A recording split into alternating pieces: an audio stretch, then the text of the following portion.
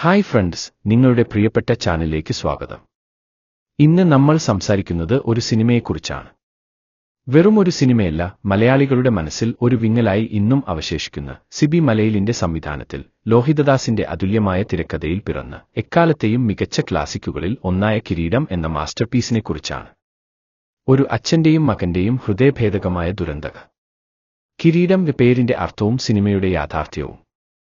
കിരീടം എന്ന വാക്കിന് പൊതുവെ മഹത്വവും അധികാരവും പ്രൗഢിയുമാണ് നമ്മൾ കൽപ്പിക്കാറുള്ളത്. എന്നാൽ ഈ സിനിമയിൽ അതൊരു ദുരന്തത്തിന്റെ പ്രതീകമാണ്. ഇത് ഒരു തല്ലുകാരന്റെ കിരീടം ആണ്. ആരും ആഗ്രഹിക്കാത്ത, ആരും സ്വന്തമാക്കാൻ കൊതിക്കാത്ത ഒരു കിരീടം. സമൂഹം ഒരുവൻ അടിച്ചേൽപ്പിക്കുന്ന, അവന്റെ ജീവിതം തന്നെ തകർത്തെറിയുന്ന ഒരു ഭാരം. ഇവിടെ കിരീടം ഒരു ബഹുമതിയല്ല, മറിച്ച് ഒരു ശാപമാണ്. കഥാസംഗ്രഹം: ഒരു സ്വപ്നത്തിന്റെ ദാരുണമായ അന്ത്യം.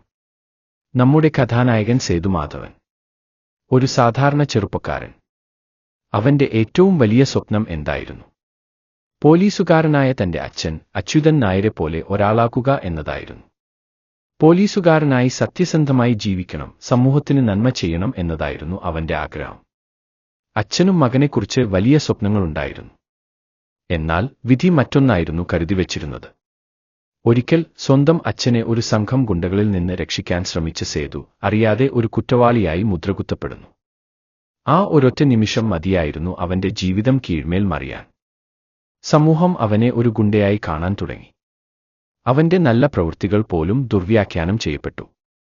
അവൻ പോലീസുകാരനാകാൻ ആഗ്രഹിച്ചവനാണെന്ന് ആരും വിശ്വസിച്ചില്ല. ചുറ്റും കൂടിയവർ അവനെ ഒരു തല്ലുകാരനായി കണ്ടു. അവന്റെ സ്വപ്നങ്ങളും ഭാവിയുമെല്ലാം ഒരു ചോദ്യചിഹ്നമായി മാറി. നമ്മെ ചിന്തിപ്പിക്കുന്നതെന്ത്?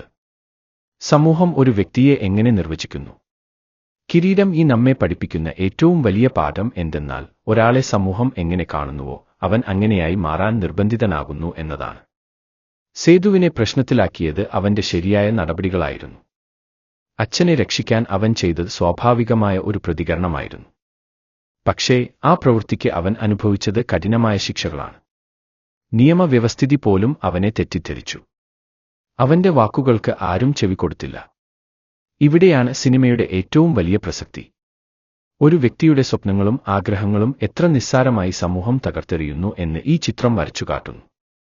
ഒരാൾ തെറ്റ് ചെയ്തിട്ടില്ലെങ്കിൽ പോലും സമൂഹം അവനെ തെറ്റിദ്ധരിച്ച് മുദ്രകുത്തുമ്പോൾ അവനിലെ നല്ല ചിന്തകൾ പോലും ഇല്ലാതായി പോകുന്നു. അഭിനയത്തിന്റെ ഔന്നത്യം: മോഹൻലാലും തിലകനും. കിരീടം എന്ന ചിത്രം മലയാള സിനിമയുടെ ചരിത്രത്തിൽ ഒരു നാഴികക്കല്ലായി മാറിയതിന് പ്രധാന കാരണങ്ങളിലൊന്ന് അതിന്റെ താരങ്ങളുടെ പ്രകടനമാണ്. മോഹൻലാൽ എന്ന നടന്റെ അഭിനയ ജീവിതത്തിലെ ഏറ്റവും മികച്ച കഥാപാത്രങ്ങളിലൊന്നാണ് സേതുമാധവൻ. ഒരു സാധാരണ ചെറുപ്പക്കാരന്റെ നിസ്സഹായത, തകർന്ന സ്വപ്നങ്ങളുടെ വേദന, സമൂഹത്തിൽ ഒറ്റപ്പെട്ടുപോയതിന്റെ ദുഃഖം, ഇവയെല്ലാം മോഹൻലാൽ അതിസൂക്ഷ്മമായി അവതരിപ്പിച്ചു. സേതുവിന്റെ കണ്ണുകളിൽ കാണുന്ന ആ നിസ്സഹായത, അവന്റെ നെടുവീർപ്പുകൾ, തകർന്ന മനസ്സോടെയുള്ള അവന്റെ നിശബ്ദത, ഇതെല്ലാം പ്രേക്ഷകരുടെ മനസ്സിൽ ഒരു നീറ്റലായി അവശേഷിപ്പിക്കാൻ മോഹൻലാലിന് സാധിച്ചു.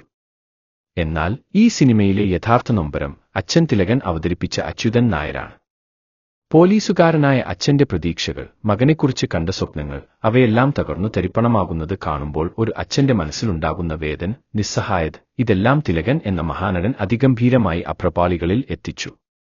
ക്ലൈമാക്സിലെ "കത്തി താഴെയിട് മോനെ" എന്ന ആ വിതുമ്പൽ മലയാള സിനിമാ ചരിത്രത്തിലെ മായാത്ത ഒരു മുഹൂർത്തമായി ഇന്നും നിലനിൽക്കുന്നു. ഒരുപക്ഷേ ഒരു അച്ഛൻ മകന് നൽകുന്ന ഏറ്റവും വലിയ ഉപദേശമായിരുന്നു ആ വാക്കുകൾ. ആ രംഗം കാണുമ്പോൾ കണ്ണ് നനയാത്ത പ്രേക്ഷകർ ഉണ്ടാകില്ല. ഒരു നിമിഷം കൊണ്ട് തകർന്ന രണ്ടു ജീവിതങ്ങളുടെ നേർചിത്രമായിരുന്നു അത്. സംഗീതവും കഥയും: ആത്മാവിന്റെ പ്രതിഫലനം. ജോൺസൺ മാഷിന്റെ പശ്ചാത്തല സംഗീതം ഈ കഥയുടെ ദുഃഖഭാവത്തെ കൂടുതൽ തീവ്രമാക്കി.